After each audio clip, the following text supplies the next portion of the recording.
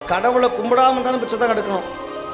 கடவுளை கும்பிட்டாலும் நீ பணக்காரனாக, கும்பிட வந்தாலும் பணக்காரனாக. அவரவர் வினைவழி அவரவர் அனுபவம், அவரவர் வினைவழி அவரவர் வந்தனர், எவரவருக்கு உதவினர் எவரவருக்கு உதவினர்.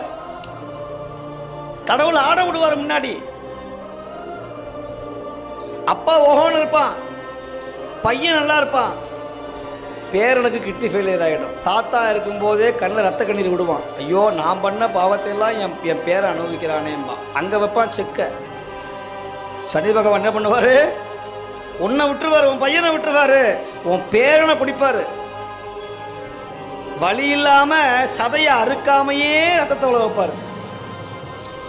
அப்பேற்பட்ட கிரகம்.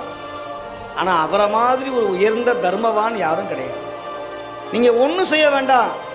நீங்கள் ஏழைகளுக்கு உதவி செய்யுங்க, கண்ணு தெரியாதவங்களுக்கு உதவி செய்யுங்க, கைகால் முடமாக இருக்கிறவங்களுக்கு உதவி செய்யுங்க. அது போதும். அவருக்கு பெரிய